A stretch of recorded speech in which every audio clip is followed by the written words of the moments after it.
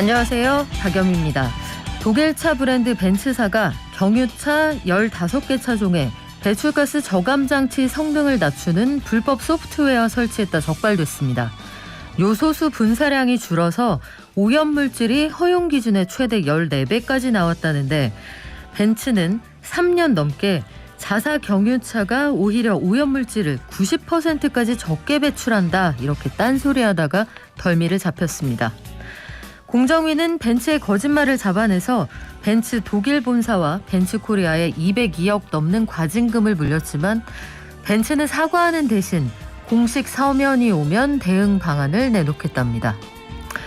자, 입장은 엇갈릴 수 있으니까 소송전이 펼쳐질지 반박문이 나올지 모르겠습니다. 그런데요, 아무리 정교하게 빚어도 거짓말은 티가 나거든요. 꼭 벤츠가 그렇다는 얘기는 아닙니다. 2월 7일 월요일, 여러분은 지금 삶을 발전시킬 경제발전소를 듣고 계십니다.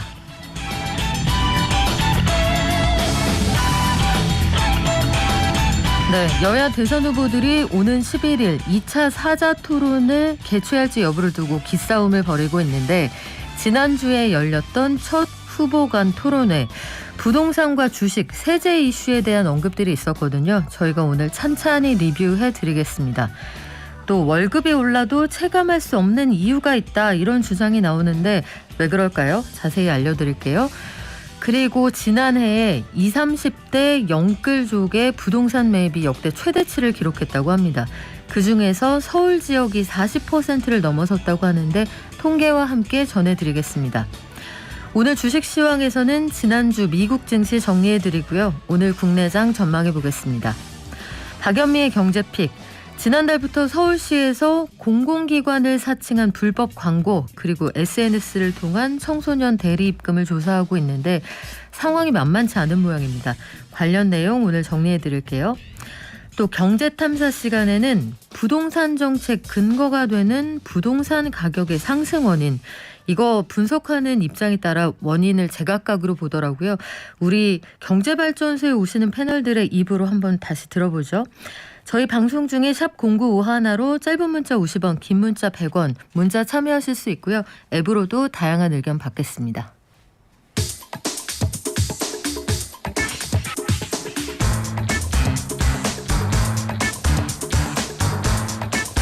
네, 대선이 오늘로 딱 30일 앞으로 다가왔습니다. 지난주에 많은 관심 속에 첫 대선 후보 간 사자토론이 열렸는데 경제 분야에도 여러 가지 의견들이 나왔거든요. 그중에서 가장 이슈가 됐던 부동산, 주식, 세제 관련 내용들 정리해드리겠습니다. 여의도 특파원 서울신문 강윤혁 기자 나왔습니다. 안녕하세요. 안녕하세요. 네, 강 기자님 주말에 출장 갔다가 지금 부랴부랴 올라왔는데 대선 후보 간 사자토론, 이 현장 기자가 보기엔 어땠습니까? 시청자들도 그렇게 판단하시는지 모르겠지만 소문난 잔치에 사실 먹을 게 없었다. 사자 후보들이 다 토론을 잘 준비해 와서 모두들 선방을 했는데 그러다 보니까 기대가 높았던 후보와 기대가 낮았던 후보에 대한 평가가 달랐던 토론이었던 것 같습니다. 그렇군요. 현장에서 어떤 이야기들 나왔는지 저희가 준비를 했거든요. 일단 한번 들어볼까요? 국민들께서 내 집 마련의 꿈을 이룰 수 있도록 그리고 주택 시장이 안정화될 수 있도록 대대적인 공급 정책을 제일 먼저 시행하겠습니다. 청년들에게 생애 최초 구입자들에 한해서 저는 90%의 LTV를 인정해주고 주택 정책의 핵심은 역시 내 집 마련의 꿈을 실현해 주는 것이다 이렇게 생각합니다. 먼저 대출 규제를 완화해서 집을 사는데 좀 대출을 받을 수 있게 하고 그리고 지금 7월이면은 또 전세가 상승이 예상되기 때문에 임대차 3법을 개정을 먼저 하겠습니다. 종부세는 그냥 폐지하는 것이 아니라 재산세와 두 개를 합쳐가지고 합당한 과세를 하겠다 이렇게 말씀을 드렸습니다. 많은 공급을 통해서 집이 없는 사람들이 자기 집을 가질 수 있도록 하겠습니다. 제가 지금 청년들에게 어떤 방법을 쓰면 집을 살 수 있게 해줄 수 있을까 그렇게 해서 생각한 것이 45년 초장기 그 주택담보대출입니다. 지금 집값이 최정점이고 집값을 하향 안정화시키겠다는 정치권 합의가 제일 우선돼야 할 것 같습니다. 무엇보다 땅과 주택으로 이제 돈을 버는 시대를 끝내겠습니다. 토지 초과 이득세 재도입하고 불로소득을 확실하게 잡겠습니다. 3채 이상 소유를 금지하는 주택 소유 상한제도 도입하겠습니다. 네, 4명의 후보들이 각각 부동산 정책에 대해서 이런저런 입장을 내놨는데 일단 더불어민주당 이재명 후보 대대적인 공급 확대를 위한 정책을 내놓겠다. 그러면 현재 주택 공급이 좀 부족하다 이런 문제의식을 갖고 있는 것으로 보이네요. 네, 이재명 후보는 문재인 정부 부동산 정책 실패를 자인하고 있는데요. 이를 공급 부족이나 수요 왜곡, 임대차, 임대사업자 보호정책 때문이라고 진단하고 있습니다. 그래서 부동산 공급 정책을 크게 3가지로 이루어져 있는데 첫째는 다주택자 양도소득세 중과 한시 유예를 통해서 다주택자 매물 잠긴 형상을 풀겠다는 건데 이게 당내에 갈등이 있었기 때문에 집권 이후에 단계적으로 하겠다 이렇게 밝힌 상태고요. 두 번째는 재개발, 재건축 규제 완화를 통해서 기존 주택 부지를 통한 공급을 늘리고 셋째는 전국의 311만 호 수준의 대규모 주택 공급 정책을 하겠다. 이 과정에서 이 LTV 주택담보대출 비율을 최대 90%까지 인정하겠다고 했고요. 총부채 원리금 상환 비율인 DSR 규제 완화도 언급하고 있을 정도로 그 총체적인 공급 정책을 밝히고 있는 상황입니다. 그래요. 무주택 청년들에게 우선 배정하는 물량을 좀 늘리겠다 이런 입장도 밝혔는데 국민의힘 윤석열 후보 대출 규제를 풀어주고 임대차 3법을 개정한다. 종부세와 재산세를 합산과세하겠다 이런 얘기를 했네요. 예, 그 윤석열 후보 역시 대량 공급 정책을 밝힌 건 마찬가지인데요. 전국 250만 호 이상, 수도권 130만 호 이상의 신규 주택 공급을 공약했는데 아무래도 차이점은 민간 공급을 확대하고 청년 원가 주택, 역세권 첫집 이런 자기 공약을 발표하고 있는데요. 문재인 정부의 부동산 정책을 비판하다 보니까 이 전월세 신고제라던가 전월세 상한제, 계약갱신 청구권제 같은 그 임대차 3법을 개정하겠다. 그리고 정부 출범 즉시 부동산 세제 정상화 TF를 가동해서 대출 규제를 완화하고 아까 그 LTV를 신혼부부 청년층에 대해서는 80%까지 적용하겠다는 입장입니다. 그리고 그 종합부동산세에 대해서는 그 재산세와 통합해서 합당한 과세를 하겠다. 이게 윤석열 후보의 공약입니다. 안철수 국민의당 후보는 자가 보유율을 임기 말까지 80% 수준으로 올린다. 45년짜리 초장기 주택담보대출을 내놓겠다. 이런 입장이에요.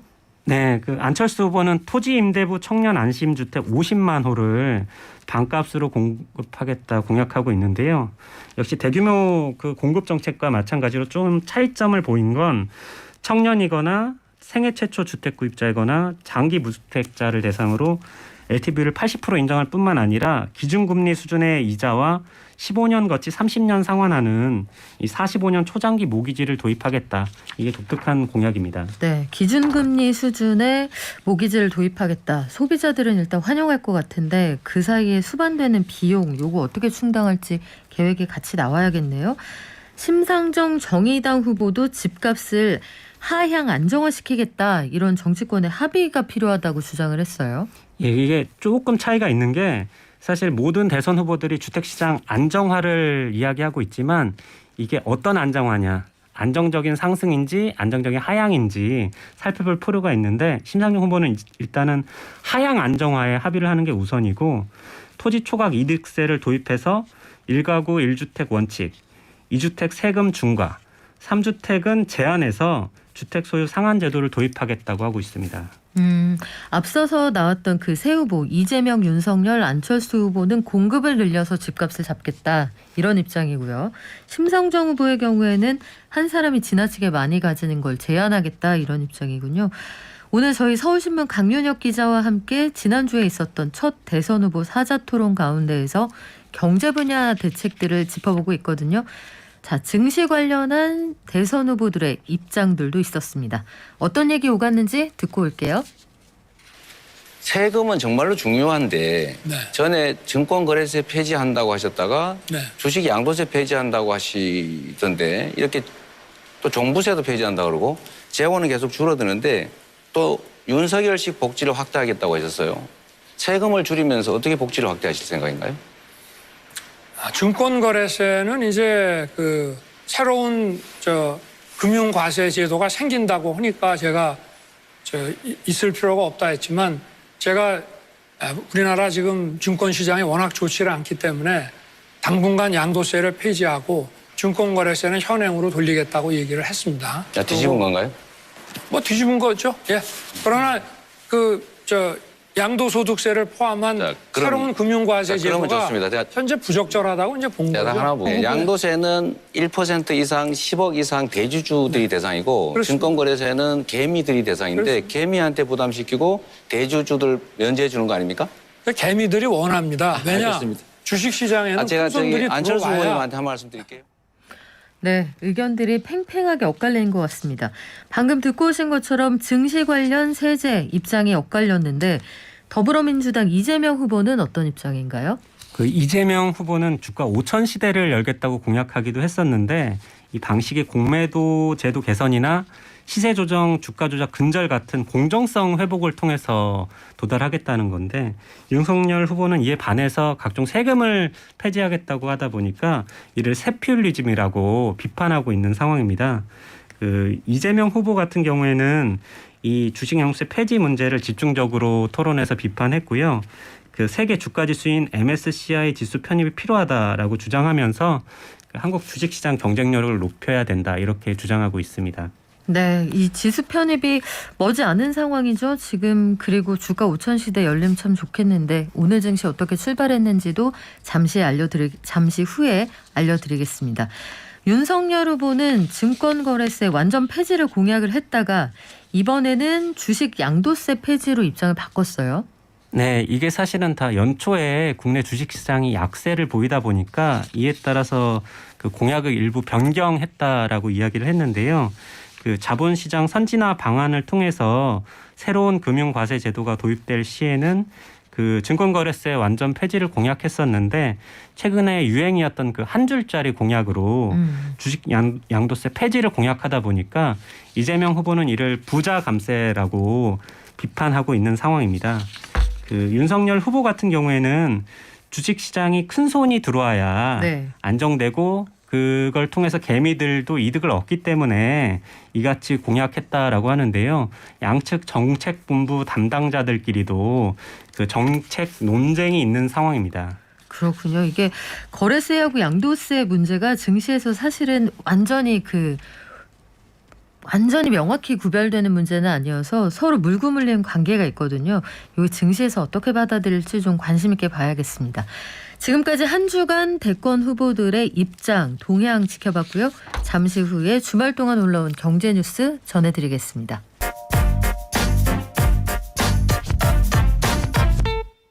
네, 경제뉴스 시작하기 전에 9508님 의견 하나 소개를 해드릴게요. 광주 붕괴 사고를 보면서 느낀 건데 건설사들 선시공 후분양은 불가능한 걸까요? 얘기해 주셨어요. 저도 공감하는 부분인데요.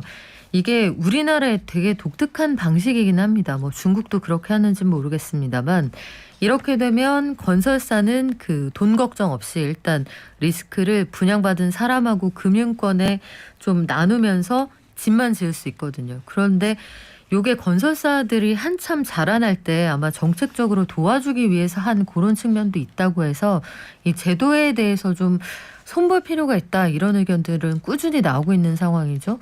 어찌 보면 우리가 살면서 구입하는 가장 비싼 물건인데 실체가 없는 채로 구입했다는 느낌만 가지고 사는 거의 유일한 물건이기도 합니다. 이 부분에 대해서는 제도적인 보완이 필요할 것으로 생각이 됩니다. 자, 매일 아침 쏟아지는 경제 뉴스 10분만 투자하면 충분히 따라잡을 수 있습니다. 10분 경제 뉴스도 오늘 서울신문 강윤혁 기자가 전해드리는데요. 최근 5년 동안 근로자들의 임금은 꾸준히 늘었는데 이게 체감이 잘 안 된다 이런 얘기가 있군요. 네, 그 전국경제인협회 산하 한국경제원 조사 결과인데요. 그 2016년부터 2021년까지 고용노동부 데이터를 분석한 결과 원천 징수된 근로소득세와 사회보험료 부담 증가율이 포인트 기준으로 임금보다 2배 이상 높았다는 결과입니다. 그래서 최근 5년간 근로자 임금이 평균 17.6% 늘었는데 이 근로소득세와 사회보험료는 39.4% 증가했기 때문에 체감이 잘 안 됐다 이런 보도였습니다. 그러면 근로소득세, 사회보험료 이런 증가분이 있어서 전체 임금이 늘었지만 이게 체감될 만큼 통장에 소위 꽂히지 않는다 이런 얘기네요. 네, 사실 세금 부담도 커지지만 물가 상승까지 더해지고 있기 때문에 근로자들이 느끼는 체감 임금은 더 감소하고 있다는 지적이고요. 이 한경연에서는 차기 정부에서 물가에 따라 과표 구간이 조정되는 소득세 물가 연동제를 도입하고 사회보험 지출 구조를 합리화해야 된다라고 주장했습니다. 아, 소득세 과표 구간을 물가에 연동시키자. 이게 굉장히 새로운 아이디어긴 한데 이렇게 하면은 조세 수입의 예측 가능성이 너무 떨어지지 않을까요? 네, 그래서 사실 이게 경제인연합회 쪽 조사 결과다 보니까 임금을 올려주기보다 세금을 낮춰줘라라는 주장이어서 조금 청취자 여러분들께서도 한번 판단해 보실 필요가 있지 않을까. 그래요. 한경연이 주장하는 이런 바에 대해서 어떤 입장을 가지고 계신지 청취자들의 의견도 궁금해지네요. 다음 소식 전해드리겠습니다. 지난해 2030 세대 영끌족 부동산 매입 비중이 역대 최대치였다 이런 통계가 있네요. 네, 영혼까지 끌어모은다고 해서 영끌족. 빚내서 투자한다고 해서 빚투족이라고 불리는데요. 2030 세대가 지난해 가파른 집값 상승에 놀라서 무리하게 대출을 받거나 전세를 끼워서 주택 구입에 나선 경우가 많았다는 보도인데요.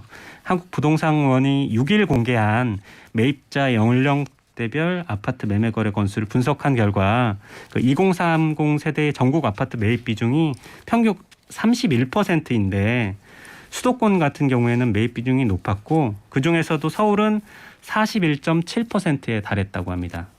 그렇군요. 그런데 강서구에 특히 2030 세대들의 매입이 많았다. 이건 왜 그렇습니까?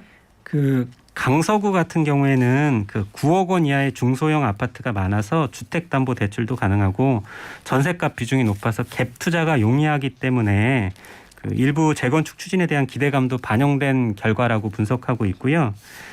이에 비해서 고가의 아파트가 밀집해 있는 강남 3구 같은 경우에는 2030 세대 접근성이 다소 떨어지다 보니까 서울 평균을 밑돌았다라고 합니다.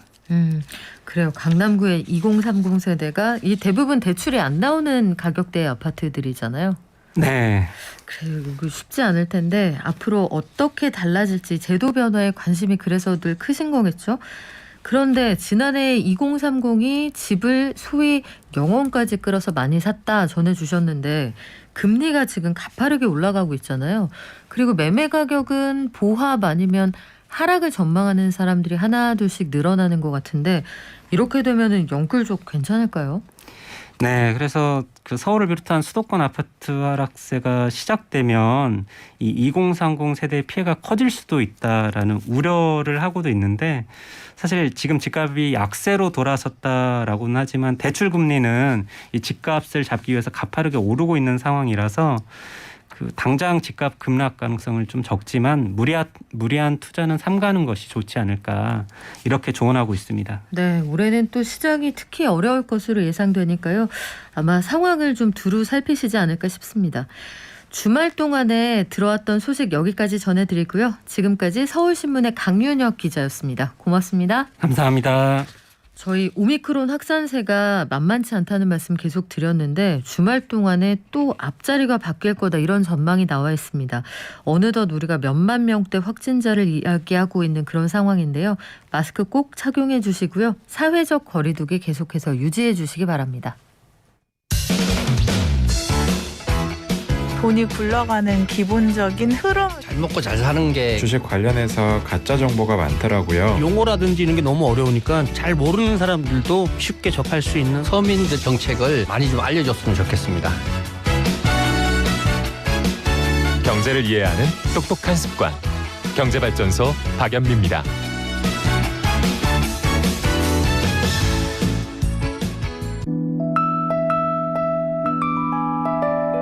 개미 한 마리, 개미 두 마리, 개미 세 마리가 사과를 들고 하나, 둘, 셋. 네, 지난주 뉴욕 증시 그리고 오늘 우리 장 전망해 보겠습니다. 미래에셋증권 디지털 리서치팀의 박광남 팀장 연결돼 있습니다. 안녕하세요. 예, 안녕하십니까. 네, 지난주 뉴욕 증시부터 정리를 한번 해보고 가죠. 지난 금요일에 뉴욕 증시 어땠나요? 일단 미국 증시는 실적 발표 이후에 급등한 아마존 효과에도 불구하고 고용보고서 결과에 따라서 고용급증과 시간당 임금 상승의 지속으로 연준의 공격적인 통화 정책이 좀 장 초반에 부각됐습니다. 이에 하락 전환되기도 했으며 비트코인이 소액거래 세금 면제 법안 추진 소식에 급등하자 관련주가 좀 강세를 보였고 프랑스와 러시아의 정상회담 기대 등으로 위험자산 선호 심리가 높아지면서 상승 전환에 성공하는 모습이 나타나기도 했습니다. 하지만 장 마감 직전에 재차 공격적인 연준에 대한 우려가 여전히 부담으로 좀 작용을 하면서 상승분을 일부 반납하는 모습이 나타났고 결국에는 좀 혼조 마감된 것이 특징이었습니다. 지금 말씀하신 공격적인 연준의 성향, 이게 결국은 금리를 빠르게 많이 올릴 수 있다 이런 걱정인 거죠? 예, 맞습니다. 사실 지난 금요일에 미국의 고용보고서가 예상외의 빅서프라이즈하게 발표가 되면서 이 시장금리의 상승을 자극했다라고 보시면 좋을 것 같은데요. 미국의 1월 비농업 고용자 수가 46만 7천 건을 기록해서 시장 예상치를 크게 상회를 했고요. 사실 지난 수요일에 ADP 민간 고용은 마이너스로 전환이 됐던 상황이기 때문에 이번 1월 보고서는 약세로 전환될 가능성이 좀 있을 거라고 예상이 됐었거든요. 하지만 특히 11월 수치와 12월 수치까지도 큰 폭으로 상향 조정이 되면서 3개월 연속으로 약 50만 건 가까이 평균적으로 이제 고용자 수가 증가한 부분이 아무래도 금리에 영향을 좀 크게 줬습니다. 사실 오미크론 영향으로 민간 서비스 부분이 부진할 것으로 전망이 되어 왔었는데 11월과 12월 모두 이 부분에서 상향 조정이 일어나면서 사실 고용 지표가 좋아졌다라고 이야기를 좀 드릴 수 있을 것 같습니다. 이 같은 변화에 대해서는 저희가 몇 가지 해석을 좀 더해서 해볼 수 있을 것 같은데요. 첫 번째는 구직 난원으로 인해서 회사들이 오미크론으로 인한 효과에도 불구하고 노동자들의 고용을 유지하고 임금을 지속적으로 지급했을 것이라고 좀 추정이 되고 있고요. 또 하나는 오미크론 확진자의 폭증에도 불구하고 리오프닝이 순차적으로 진행되고 있음을 확인할 수도 있습니다. 또 다른 이슈로는 계절 조정에 따라서 아무래도 11, 12, 그다음에 1월 지표까지 모두 상향이 됐다라는 부분도 있을 테니까 이 부분도 참고해 주시면 좋을 것 같고요. 한편에 주당 노동 시간이 24.7시간에서 24.5시간으로 소폭 좀 둔화가 됐는데 고용 참여율은 좀 증가가 됐습니다. 다만 이 부분도 인구 조절 영향이 좀 있어서 뭐 말 그대로 고용이 정말 유의미하게 늘어서 증가한 부분은 좀 아니라는 부분을 한 번 더 말씀을 드리고 하나의 금리 상승의 포인트가 된 또 다른 트리거는 시간당 임금이었습니다. 시간당 임금이 전월 대비 0.7%, 전년 대비해서는 5.7%를 상승해서 예상을 좀 크게 상회를 했는데요. 사실 이런 부분들이 아무래도 인플레이션 우려를 좀 자극했다라고 말씀을 좀 드릴 수 있을 것 같습니다. 다만 실제 미국의 오미크론 확진자 수가 1월 말 이후에 급격하게 하락하고 있다는 점을 좀 고려를 해보면 고용 관련된 노이즈는 당분간 좀 제한적일 것이라고 생각을 하고 있고요. 제가 말씀드린 것처럼 이런 고용보고서 발표 이후에 매파적인 연준에 대한 우려로 인해서 시장금리가 올라갔는데 좀 특이한 부분은 시장금리 급등에도 불구하고 나스닥 지수의 상승세가 조금 지속이 됐고요.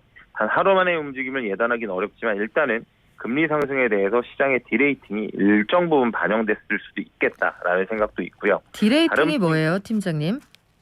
기본적으로 이제 저희가 밸류에이션을 할 때 리레이팅이라고 하면 새로 더 좋아지는 경우, 상향시켜주는 경우를 저희가 리레이팅이라고 하고요. 네. 금리 상승으로 인해서 기존의 밸류에이션보다 하향시킬 경우에는 저희가 디레이팅이라고 표현을 합니다. 깎는다고 보는 거군요. 전망치를 예, 맞습니다. 깎아내린다. 네. 예, 금리가 올라갔기 때문에 과거 대비해서 높은 수치의 밸류에이션을 주기가 조금 어려울 수 있겠다. 그렇기 때문에 사실 미국 증시가 대략 24배 정도 해서 지금 한 19배 정도 수준까지 내려와 있는 상황이라고도 보실 수 있을 것 같습니다.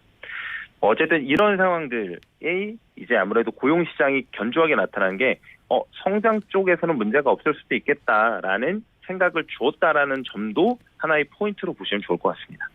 그렇군요. 이번 주 주요 지표나 일정 알려주세요. 예, 이번 주도 주요 기업의 실적과 더불어서 미국의 물가 지표에 주목할 필요는 있을 것 같습니다. 10일 목요일에 미국의 1월 소비자 물가 지표가 발표될 예정인데요. 최근에 긍정적인 소식으로는 공급 병목이 조금 해소되는 움직임이 나타나고 있다는 점, 부정적인 소식은 높은 에너지 가격이 여전히 높다라는 부분입니다. 그렇기 때문에 근원 소비자 물가는 소폭 예상치보다 낮아질 수 있는 기대치는 좀 있을 것 같고 반면에 일반 소비자 물가 지수는 높은 수치가 여전히 좀 나올 가능성이 있다. 다만 이 부분은 시장이 어느 정도 이미 반영을 하고 있는 상황이기 때문에 시장에 미치는 영향은 좀 제한적일 것 같고요. 여전히 실적 추이에 대한 확인은 중요할 것 같습니다. 올해는 물가 압력, 임금 상승 등 요인에 따라서 기업들의 비용 압력이 본격화될 한 해이기 때문에 기업들의 실적과 가이던스의 중요성은 어느 때보다 높아진 상황이고 전주의 기업 실적 이후의 주가 추세의 급격한 변동으로 이미 확인이 됐을 거라고 좀 보여집니다. 화요일에 화이자를 비롯해서 수요일에 월트 디즈니, 목요일에 코카콜라, 펩시 등 소비재 기업과 트위터 등 4분기 실적이 예상이 돼 있으니까 이들이 가이던스를 통해서 어떻게 향후 전망을 하고 있는지까지 보시면 좋을 것 같습니다. 네, 오늘 우리 증시 어떻게 출발했나요? 네, 사실 양대 지수가 모두 출발은 상승으로 했습니다만 하락 전이 됐고 낙폭이 조금 확대되는 모습인데요. 아무래도 미국 고용지표 호조에 따른 매파적인 연준에 대한 우려가 좀 증가하는 모습이 대형주 중심으로 낙폭을 확대하게 만들고 있습니다. 또한 지수에 조금 괴리가 있는데 LG 에너지 솔루션이 수급 이슈로 강세를 좀 보이면서 코스피 200 지수와 코스피 지수의 괴리차가 조금 나고 있습니다. 제가 방금 전까지 확인했을 때는 코스피 200 지수는 한 1.4% 가까이 하락을 했었는데 코스피 지수는 1% 미만으로 좀 하락을 했던 바였거든요. 아무래도 외국인이 장 초반에 선물 매도 규모를 좀 키우면서 기관 위주의 프로그램 매도가 아무래도 지수 하락을 영향을 미치고 있다라고 보시면 좋을 것 같습니다. 네, 지금까지 미래에셋증권 디지털 리서치팀의 박광남 팀장이었습니다. 고맙습니다. 감사합니다.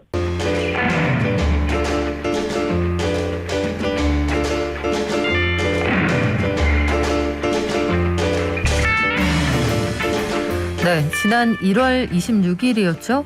서울시에서 1월 말부터 100일 동안 공공기관을 사칭한 불법 광고와 SNS를 통한 청소년 대리입금을 조사하겠다 이렇게 밝혔는데 SNS에서 돈을 꾸게 해서 청소년들에게 무겁게 이자를 물리는 이런 방식들 대리입금이 요즘에 성행하는 모양인데요. 이게 상황이 만만치가 않은 것 같습니다.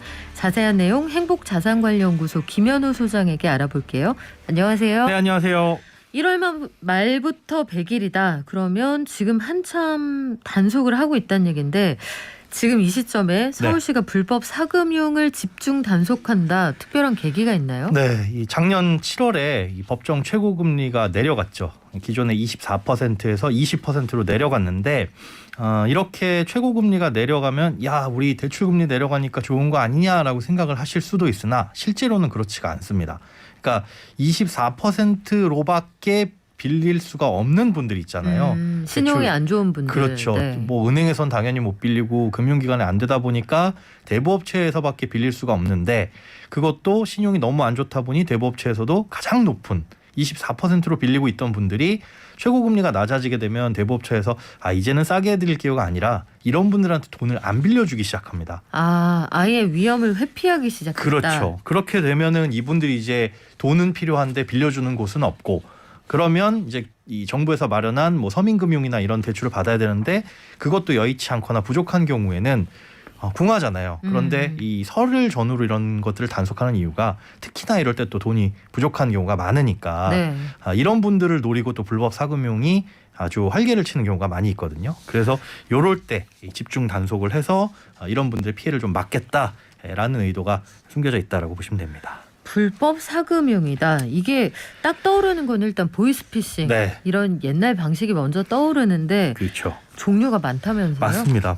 보이스피싱도 불법 사금융에 아주 그냥 큰 뿌리를 내리고 있는 거고 그 외에도 뭐 불법 고금리 대부 아니면 뭐 미등록 대부, 대출 사기, 불법 채권 추심 뭐 이런 것들도 다 불법 사금융에 관련된 이 피해에 해당이 된다라고 보시면 돼요. 일단 불법 고금리 대부 먼저 설명을 드리면 고금리 그러니까 법정 최고금리 20%로 정해져 있는데 이거보다 높은 이자 요구하는 모든 대부를 얘기를 합니다. 그러니까 20%를 초과하면 사실 불법인데 우리가 100만 원 빌려가서 1년 후에 125만 원 갚으세요 이러면 딱 20%가 넘는구나라는 걸 느낌적으로 알 수가 있잖아요.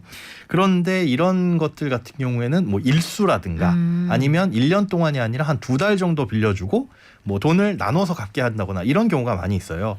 일수라고 한다면 쉽게 얘기해서 30만 원 빌려줘 놓고 하루에 매일매일 돈을 얼마씩 갚으세요 이런 건데 하루에 한 1,100원씩 받아간다 이러면 이게 이율이 몇 %인지 우리가 머릿속으로는 계산할 수가 없거든요. 당연히.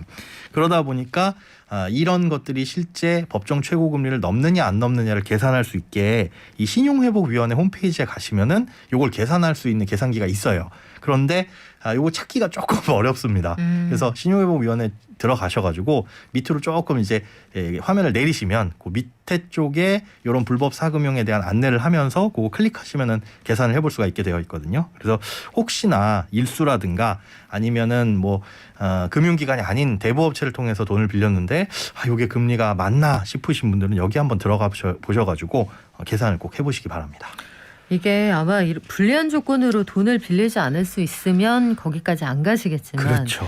이게 또 급한 마음에 너무 덥석 돈을 빌려버리면 나중에 수습하기가 굉장히 어려워집니다. 맞습니다. 대부업체의 경우에도 미등록 업체들이 제법 많다고 하더라고요. 많죠. 등록을 하고 대부업체도 정상적으로 영업을 해야 되는데 등록을 하지 않고 불법적으로 영업을 하는 곳들이 많이 있습니다. 그러니까 예전에는 이런 이제 불법 사례가 주로 우리 시장 이렇게 가다 보면 시장 바닥에 길거리에 조그만 명함 떨어져 있고 무슨 일수 이런 것들 많이 있었잖아요. 옛날에 많았죠. 네, 그게 다 불법이라고 볼 수는 없는데 거기에 우리는 합법업체입니다라고 적혀 있다고 하더라도 미등록 불법 대부업체인 경우들이 많이 있습니다. 그런 것들은 골라내서 실제로 내가 이런 것들을 이용하게 되면 불이익을 받을 수 있으니까 불법 채권 추심이나 이런 것들을 당할 수도 있으니까 등록 대부업체를 이용을 하셔야 되는데 그러면 내가 이 등록 대부업체인지 아닌지 어떻게 확인을 하냐? 요거는 금감원 이 서민금융 콜센터 1332에 전화를 해보시거나 아니면 금감원 홈페이지에 들어가셔가지고 제도권 금융회사인지 대부업체인지 등록된 대부업체인지를 확인을 해보실 수가 있습니다. 1332번으로 전화를 해서 물어보시면 네. 이 회사가 등록이 돼 있는 대부업체입니까? 요거 확인이 가능하다고요? 네, 거기에서 안내를 해주실 거예요. 이게 참 경제 상황이 어렵다 보면 이런 불법 사금융이 이 틈새를 파고드는 경우가 많잖아요. 그렇죠. 판단력이 흐려질 수가 있는데 예전에 이 김미영 팀장 일당이 이 검거가 됐습니다. 그렇죠, 지금 그렇죠. 수감 중인데 네. 한도 1억 승인이 났다. 갑자기 이런 문자 메시지가 오고 그랬잖아요. 네네네. 일단 두 가지. 나는 신청한 적이 없고 네. 나를 뭘 믿고 이렇게 큰 돈을 두 가지 생각이 들었는데 네.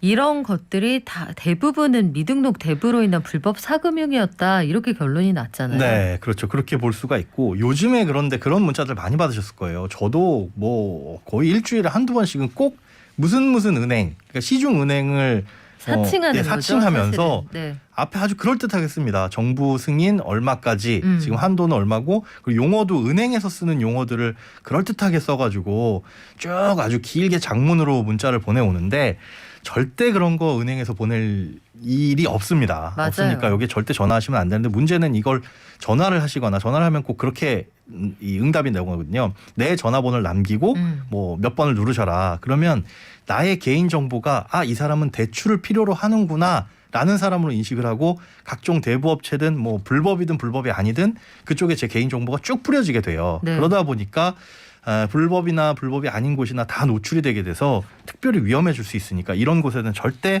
전화번호를 남기시면 안 되고 그 개인 정보가 언제 어떻게 돌아다니고 어디까지 가게 될지 모른다는 게 사실은 가장 위험한 겁니다. 이게 그 이른바 투망을 하는 거잖아요. 그렇죠. 저인 방식으로 그물을 확 던져서 네. 여기에서 입질이 있는 물고기한테 적극적으로 구애를 하는 그런 방식이니까 여기 넘어가시면 안 되겠고. 절대로 안 됩니다. 최근 들어서 오는 문자의 유형 중에 또 한 가지는 내가 신청을 안 했는데 대출을 정부 공공기관에서 네. 이 정도를 본인에게 이제 대출을 해주기로 했는데 왜 신청을 안 하느냐라는 방식의 맞습니다. 이런 문자 온다는 의견들 많으시거든요. 그 문자라든가 SNS 이런 곳에서 주의하셔야 될 게 무슨 정부 보증 아니면 서민 대출 그리고 우리 태극 문양 이런 거 그럴듯하게 만들어가지고 마치 정부 기관인 것처럼 그러니까요. 이렇게 SNS를 통해서 홍보하는 곳들이 있는데 절대 그런 곳 없으니까 그것들은 좀 주의를 하셔야 될 것 같습니다. 시험을 안 봤는데 합격증이 올 리가 없잖아요. 그렇죠. 신청을 안 했는데 네. 대출 승인이 날 리가 없다는 거. 맞습니다. 그러면 우리 구체적인 사례를 좀 더 보겠습니다. 네. 대출 사기라는 게 있다는데 보통 어떤 식으로 이 사기가 이루어지는 거예요? 사기 유형이 굉장히 많아요. 근데 이 유형을 말씀드리기가 사실은 첫 번째로 말씀드리기가 조심스러운 게 뭐냐면 이런 유형만 피해가면 되지 않을까라고 잘못 생각하시면 안 된다라는 겁니다. 사기 유형은 계속 진화하니까 이런 것들도 사기일 수 있구나라고 참고로 알아두시고 조금 전에 쭉 말씀드렸던 것처럼 내가 대출을 신청하지 않았는데 어떤 문자가 온다거나 연락이 오면 거의 대부분 사기다라고 보시면 될 것 같습니다. 일단 대출 사기 주요 유형 지금까지 뭐 드러난 것들을 보면 특히나 보증료를 입금해라. 그러니까 당신의 신용 등급이 좋지 않아서 이걸 작업을 좀 해야 된다. 그래서 일정 부분 신용 등급을 올리기 위해서 어떤 돈을 내셔라라든가 뭐 보증료를 입금을 하셔라라는 식으로 뭔가 그럴듯하게 설명을 하는데 이런 경우 절대 없습니다. 대출을 받는데 왜 돈을 내라 그러겠어요. 그런데 이게 급하신 분들은 아 그게 그런가 보다 그럴듯해 보이네라고 할 수 있는데 이런 거 절대 속아 넘어가시면 안 되겠고요. 그다음에 은행이나 이런 곳에서 저금리 대출을 알선해주겠다. 네. 그러면서 연락을 해오는 겁니다. 그러니까 고객님이 직접 은행에 가시면 대출이 안 나오는 걸 저희는 뒤에 어둠의 라인을 통해 가지고 승인이 나도록 할 수 있다라는 식으로. 그럴 수가 없죠. 그렇죠. 예, 그럴 수가 없는데 이런 식으로 접근을 한다거나 또 앞서 말씀드린 뭐 신용 등급을 향상시키기 위해서 A라는 곳에서 일단 대출을 받으셔라. 그다음에 그 돈을 바로 갚으면 신용 등급이 올라간다. 이런 식으로 그럴듯하게 얘기를 합니다. 그런데 그 돈을 만약에 A라는 곳에서 빌렸다가 바로 거기다 갚으면은 수상하게 생각하니까 다른 제3의 계좌로 넣었다가 갚아야 됩니다라는 식으로 이상하게 얼버무려요. 그런데 그 제3의 계좌가 사기꾼들의 계좌이거나 그래서 어디선가 신용 등급을 올리기 위해서 대출을 또 받아야 된다 이런 소리를 들으셨다. 이건 무조건 사기라고 보시면 되고 또 일정 기간 대출을 해주겠는데 이자를 선납하셔야 된다. 먼저 이자를 납부하시면 그만큼 선이자를 떼고 드리겠다라고 하는 것들도 대출 사기입니다. 또 그 이외에도 대포 통장 같은 거 통장을 빌려주시면 저희가 그 통장에다가 나중에 대출금을 입금시켜 드리겠다 이런 것도 사기고요. 또 흔하게 이제 소액으로 사기하는 게 휴대폰 개통. 고객님 명의로 휴대폰을 개통해가지고 이게 뭐 신용에 연결이 되고 이렇게 되면 나중에 대출이 수월해집니다라는 식으로 하게 되는데 이 휴대폰을 내 명의로 개통한 다음에 여기서 이제 소액 결제를 통한 돈을 빼나간다거나 아이고. 이런 것들이 있으니까 여러 가지 진짜 기상천외한 방법들이 여러 가지가 있습니다. 그러니까 대출을 받으러 가는데 뭔가 다른 뭔가의 수단이 필요하다라고 한다면 다 사기라고 보시는 게 맞을 것 같습니다. 지금 궁금한 점이 많다고 문자를 주시는데 0578님 이런 곳에서 문자가 왔을 때 무료 수신 거부 전화 걸어도 됩니까? 그 왜 번호가 긴 문자 그렇죠. 제일 아래에 써 있잖아요. 여기 전화해도 돼요? 저는 안 합니다. 그 전화가 실제로 수신 거부 전화일지 아닐지도 모를 뿐더러 그렇기 때문에 그냥 아예 그 전화번호를 차단을 해버리는 게 가장 안전한 거지. 거기에 나와 있는 어떤 전화번호나 특히나 인터넷 링크 같은 거 이런 것들은 클릭하시면 악성 코드가 심어질 수도 있기 때문에 그런 것들은 일단 문자 온 건 삭제하시고 내용문은 안 보시는 게 가장 좋습니다. 네. 그리고 뭘 자꾸 싸게 준다고 계속 문자가 온다고. 자, 우리 상식적으로 생각하면 돼요. 예. 일면식도 없잖아요. 그렇죠. 나하고 특수한 관계도 아니고 우리 엄마 아빠 내 가족도 아닌데 왜 자꾸 나한테 이런 큰 배려를 해줄까? 누가 봐도 좋은 기회는 누가 봐서 이미 좋은 기회가 아니거든요. 맞습니다. 그 기회가 나한테까지 남을 통해서 온다. 이거 상식적인 상황은 아닙니다. 네, 제가 늘 말씀드리는데 그렇게 좋으면 자기가 하지 왜 나한테까지 연락을 주겠느냐. 그래요. 이렇게 생각하시면 됩니다. 불법 채권 추심을 당하게 되는 분들이 그래서 이렇게 불법 혹은 그 편법을 이용해서 여러 가지 대출 사기에 가까운 방식으로 이제 대출이 이루어졌단 말이에요. 이후에 채권 추심 과정도 굉장히 혹독하다고 들었어요. 그렇죠. 이게 정상적인 금융기관이나 등록된 대부업체가 아니다 보니까 불법적으로 해서는 안 되는 추심 행위, 그러니까 돈을 달라는 행위를 하는 거죠. 이 대표적인 사례들을 보면 이 사례들은 다 불법 추심 행위니까 내가 혹시나 이런 추심을 당하고 있다라고 한다면 불법이라고 보시면 됩니다. 이건 신고를 하시면 되고요. 자, 첫 번째는 뭐냐? 소속을 밝히지 않는다. 어디 금융사에 혹은 어디 신용정보사에 누구다라는 걸 밝히지 않고 돈부터 갚으라고 하거나 아니면 폭언이나 욕설이 들어가거나 혹은 아침 8시에서 저녁 9시가 아닌 시간 그 외의 시간에 이 전화 연락을 하거나 뭐 이렇게 연락을 취해와서 돈을 갚으라고 한다거나 다만 이제 휴일은 상관이 없습니다. 휴일에도 요 시간 내에만 전화를 하면 그건 또 상관이 없거든요. 그리고 가장 이제 시달리는 게 뭐냐면 제3자한테 알리겠다. 그러니까 당신의 채무 사실을 뭐 아내한테 알리겠다거나 아니면 부모님한테 알리겠다. 뭐 이런 식으로 내 채무 사실을 제3자한테 알리거나 아니면 다른 사람한테 찾아가서 돈을 달라고 하겠다. 지금 네가 돈 빌렸는데 너희 아버지 찾아가서 돈 달라고 할 거야. 뭐 이런 것들, 이런 협박들 전부 다 불법 채권 추심이고요.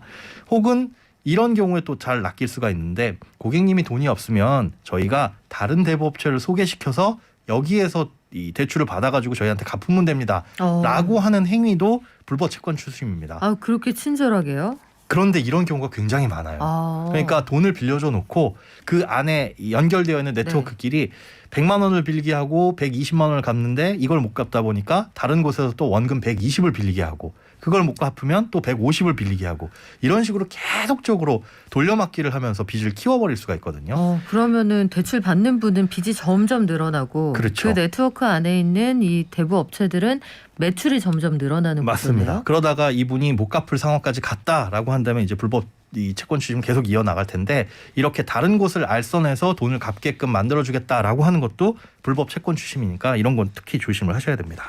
우리 대리입금이라고 하는 예. 청소년 불법 대출 이것도 있다고 하던데 이게 도대체 무슨 얘기인가요? 이게 굉장히 심각합니다. 그러니까 대리 입금이라고 한다면 내 대신 누가 무언가를 돈을 넣어주는 그런 느낌이잖아요. 딱 그걸 살린 겁니다. 이게 청소년들이나 이런 금융 지식이 잘 없는 그런 이 취약한 계층을 노리고 돈이 필요하면 우리가 대신 뭔가를 납부를 해줄게. 그런데 주로 예전에는 콘서트 티켓, 요즘에는 뭐 코로나19 때문에 어려워졌는데 학생들이 사고 싶어하는 뭐 이 게임기라든가 조금 돈이 더 들어가는 것들 있죠. 금액도 한 10,000원에서 30만 원 정도 수준이에요. 요 정도 돈이 필요한 친구들한테 연락을 해서 그러니까 SNS로 광고를 하는 거죠. 대리입금 해주겠다. 10,000원에서 30만 원까지 연락 줘라. 그러면 만약에 제가 그 학생이다. 이곳에 연락해서 저 10만 원이 필요한데요. 라고 한다면 그 10만 원을 대신 입금을 해주는 거라고 합니다. 표현은. 그러면 빌려주는 거죠. 대신 입금을 해줬어요. 서로 네. 일면식도 없지만. 그렇죠. 그러면 분명히 대가가 있을 텐데 맞습니다. 어떤 방식으로 갚게 됩니까? 여기에 이자를 붙이는데 이자를 사례비라든가 수고비 이런 식으로 마치 친구한테 빌려주는 것처럼 이런 식으로 해가지고 원금보다 더 많이 받고요. 요것보다 늦게 되면 우리가 은행에 뭐 대출 받았다가 늦게 내면은 연체료 내잖아요. 이런 방식으로 지각비라고 해서 돈들을 받게 되는데 당연히 입금을 하라고 하겠죠. 그런데 그 입금을 하지 않으면 부모님한테 알리겠다고 하거나 너 학교까지 쫓아가겠다고 하거나 아까 말씀드린 불법 채권 추심 방법을 그대로 쓰는데 문제는 이 금리가 굉장히 높다는 겁니다. 즉 10만 원을 빌려가서 내일까지 갚는데 11만 원을 갚아라 라고 한다면 사실은 이게 하루에 1%씩 붙는 거니까 365%잖아요. 그렇죠. 이것도 365% 실제로 적발된 사례를 보면 1000%가 넘어가는 경우들도 많이 있었습니다. 1000%요? 예. 그러니까 10만 원을 빌려가면은 뭐 하루나 이틀 뒤에 15만 원을 갚아라 라는 식으로 이제 그러니까 소액이다 보니까 총량이 소액이니까 이게 느낌이 안 오는 경각심이 거죠. 없을 수 있는데 그렇습니다. 굉장히 비싼 이자일 뿐만 아니라 이게 말도 네. 안 되는 대출이잖아요. 네. 이런 것들을 이제 청소년을 상대로 굉장히 심각하게 접근하다 보니 또 이게 연이율이라는 개념이 없다 보니까 청소년들은 10만 원 빌려서 12만 원 갚으면 20% 낸 거 아니야? 그럼 법정 최고금리겠네? 뭘 약간 알더라도 이렇게만 생각을 하는데 연 20%라는 걸 모르고 이게 10만 원을 빌렸다가 하루나 이틀 사이에 12만 원을 내야 되는 이런 상황에 빠질 수가 있다는 건데 이것도 지각을 하게 되면 즉 연체를 하게 되면 시간 단위로 돈을 받는 아이고 이거 학교나 학원이나 부모님들이 금융 교육을 좀 해주시면 좋겠는데 맞습니다.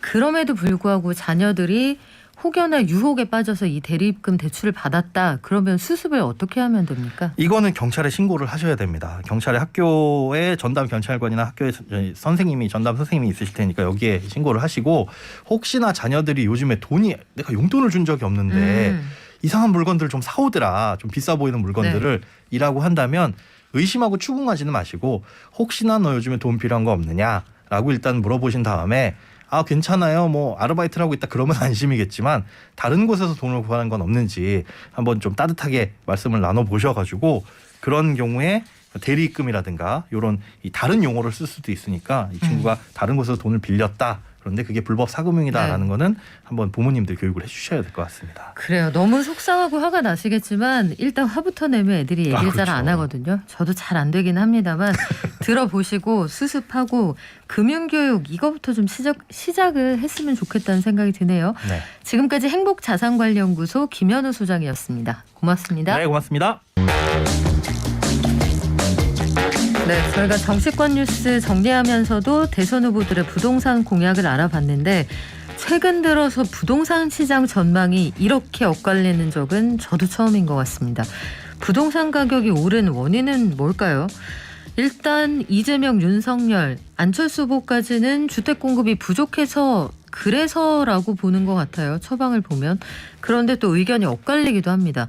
저금리에다가 글로벌 유동성이 이렇게 풀려있다 이런 주장도 있는데 참세장연구소 홍성만 실장은 어떻게 보고 있을까요? 함께 들어보겠습니다. 안녕하세요. 네, 안녕하세요. 자, 대선 후보들 부동산 가격이 굉장히 많이 올랐다. 네. 원인을 어디에서 찾고 있나요?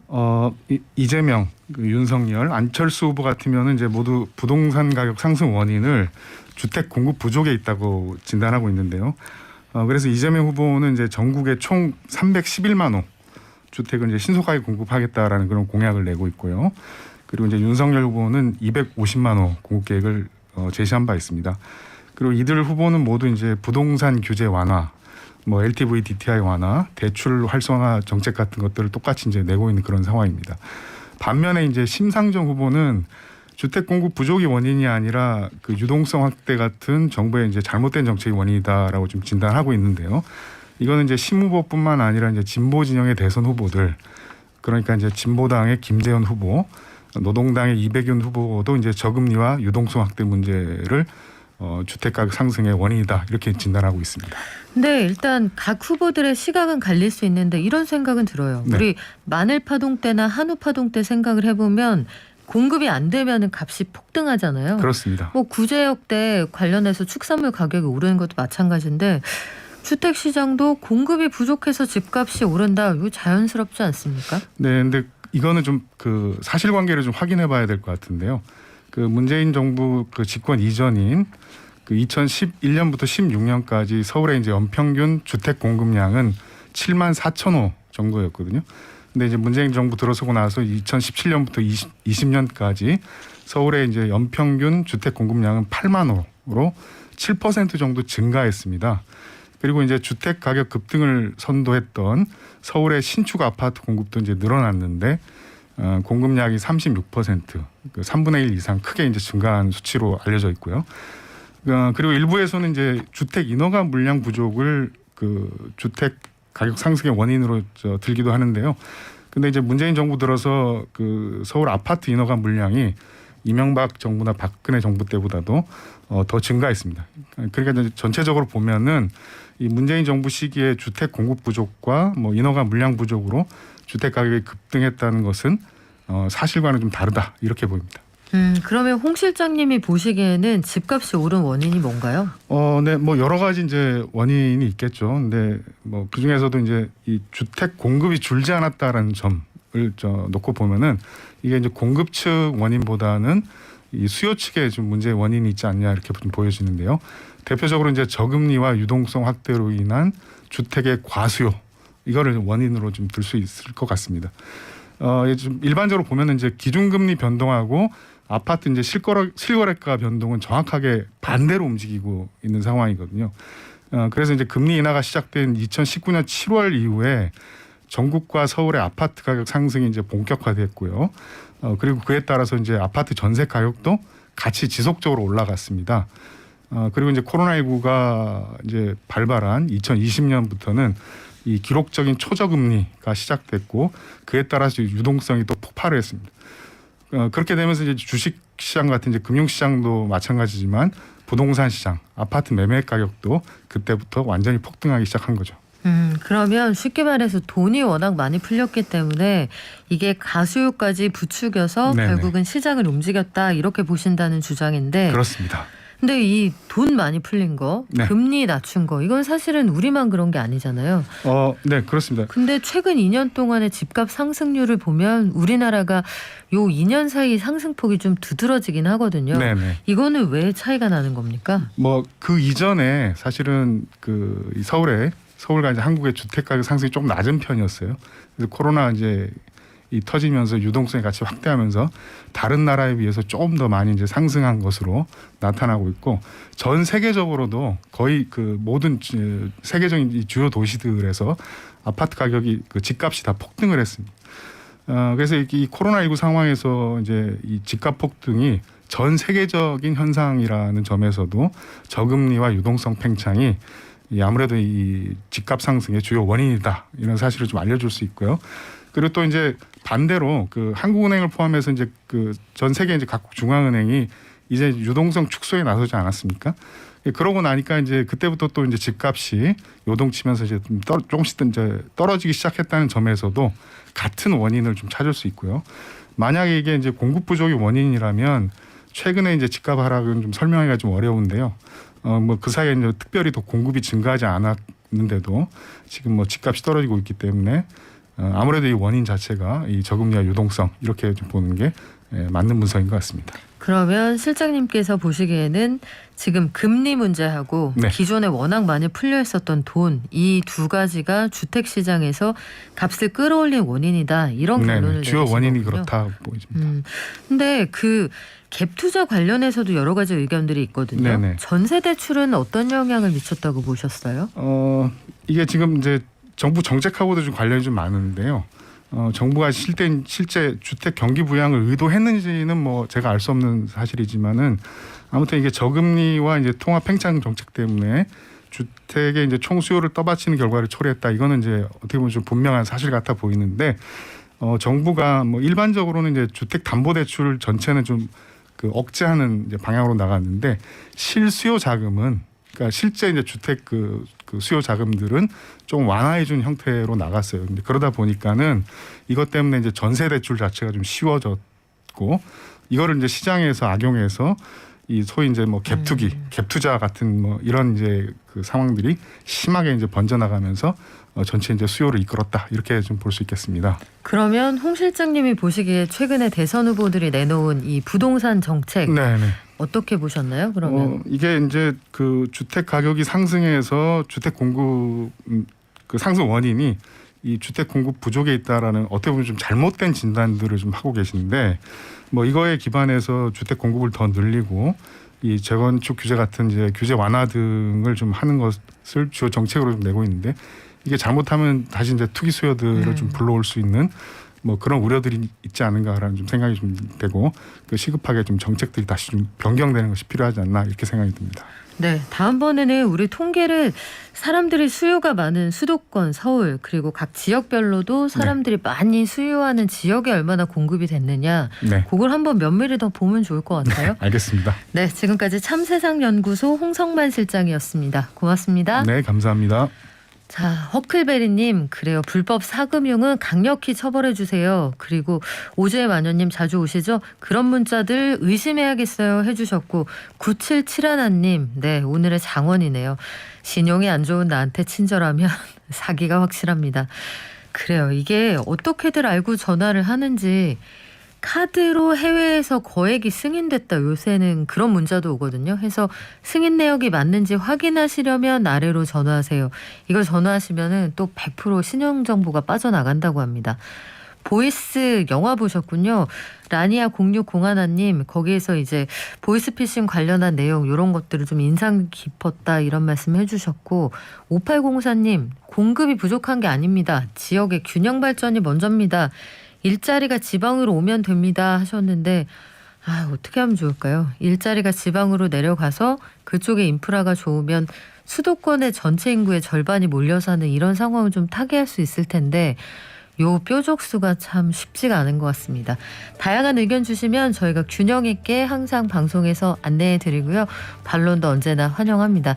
여러분 오미크론 확산세가 무섭습니다. 건강 조심하시고요. 내일도 같은 시간 같은 자리에서 저희 건강히 다시 만날게요. 모두 발전하십시오. 발전!